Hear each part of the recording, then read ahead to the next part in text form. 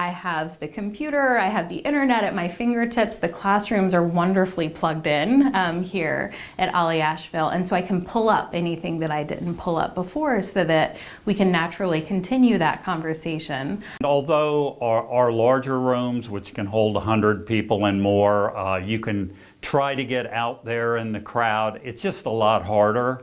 And so it's a trade-off there. I could certainly reach more people by being in the big room, but I don't think it would be the same kind of experience.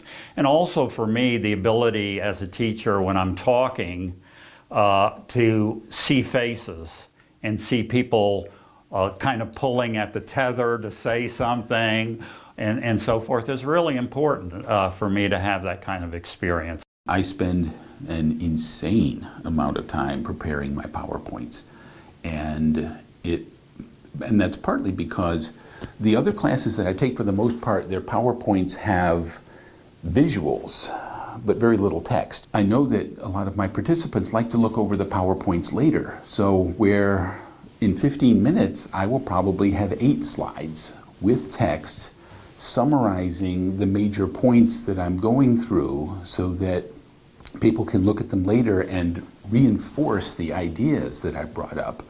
Teaching high school, we always had to worry about kids playing around with their cell phones in class. And usually they were texting their girlfriend, or they were looking up where they were going to lunch or whatever. And they were missing out on what we were supposed to be doing in class. And the changeover from that to here, where somebody will say, when did this happen?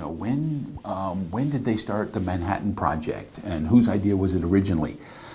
And I might be missing a little bit of detail on that. And within 30 seconds, somebody in the class has got the answer because they looked it up. And it has been the change in mindset of the presence of a cell phone or a tablet in class, and that suddenly it's a welcome thing, has been the challenge for me was getting over that and reversing my position on technology in the classroom. My all-time favorite method of teaching is just going naked. The Elmo is a lovely instrument, and I saw the new Elmos just the other day, and they look particularly fascinating as well. So if I have to use something, it's going to be an Elmo, but I'm not a YouTube user. Teaching naked is, I'm not using technology.